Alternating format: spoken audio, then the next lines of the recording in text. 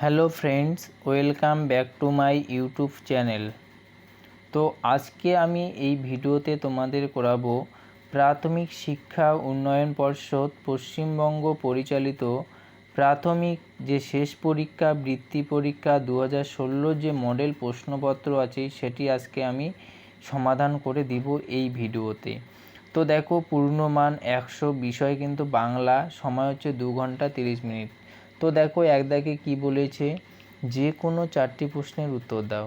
এখানে 5টি প্রশ্ন থাকবে, তার মধ্যে তোমাদের যে কোনো 4টি প্রশ্নের উত্তর করতে হবে। আর এই বড় প্রশ্নগুলোতে একটি প্রশ্নতে কিন্তু 3-4টা করে প্রশ্ন একসাথে আছে। তো দেখো প্রথমে ক দাগে কী বলেছে, আমি নিজেও ব্রতকে দেখবার জন্য ব্যাকুল হয়ে পড়েছিলাম। বক্তাকে, বক্তা হলেন গল্পকথক। এইটুক অংশের এই যে এটা উত্তর, যে বক্তা হলেন গল্পকথক। তারপরে দেখো কার লেখা কোন রচনার অংশ, অমরেন্দ্র চক্রবর্তীর লেখা আমাজনের জঙ্গলের রচনার অংশ। তারপরে প্রশ্ন দেখো ব্রত কি, ব্রত হলো আমাজনের রক্ষাকর্তা।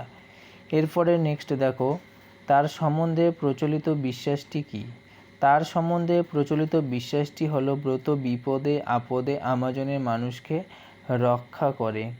এরপরে নেক্সট দেখো বক্তার চোখে দেখা ব্রতর শারীরিক গঠনের পরিচয় দাও।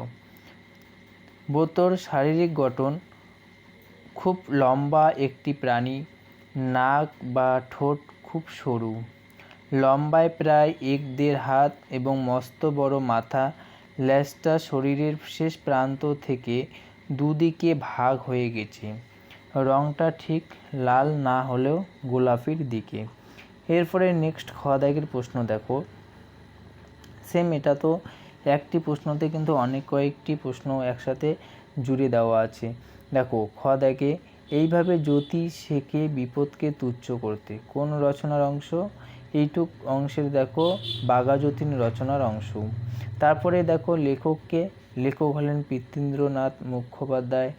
নেক্সট দেখো জ্যোতি কিভাবে বিপদকে তুচ্ছ করতে শেখে, কি শীত কি বর্ষা কোনো ঋতুর প্রতি ভ্রুক্ষেপ না করে দিনের শেষে জ্যোতির মা জ্যোতিকে নিয়ে যেতেন গড়ই নদীতে স্নান করাতে, শাড়ির এক মুড়ো জ্যোতির কোমরে বেঁধে অন্য মুড়োটা বজ্র মুষ্টিতে ধরে একমাত্র ছেলেকে ছুঁড়ে দিতেন জোয়ারের জলে, ঢেউয়ের সঙ্গে আফরান লড়তে লড়তে জ্যোতি যখন প্রায় অবসন্ন হয়ে পড়ত তখন তিনি তাকে ধরে তুলে নিতেন।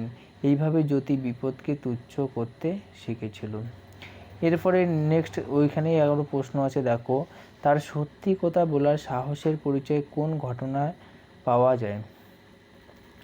দেখো 4 দাগে দেখো স্কুলের গাছে পাকা কাঁঠাল দেখে তা নামিয়ে নিয়ে জ্যোতি এবং তার বন্ধুরা মিলে ভেঙে তা খায়। হেডমাস্টারের কাছে খবর পৌঁছলে তিনি ক্লাসে গিয়ে জানতে চায় কে কাঁঠাল ভেঙেছে।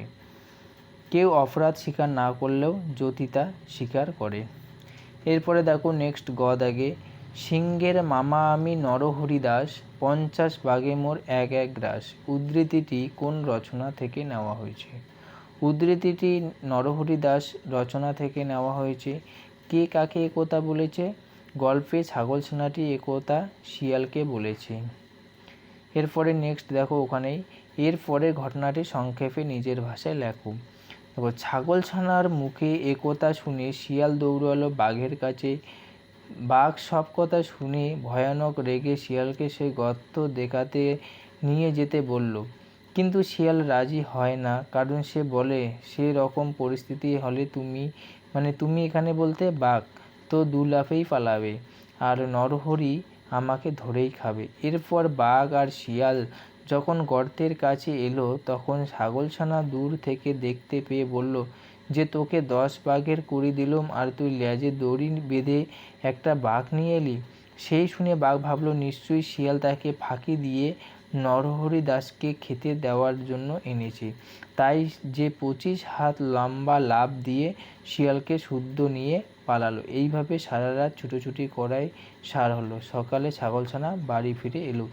এরপরে বাকি প্রশ্নগুলো নেক্সট ভিডিওতে করব।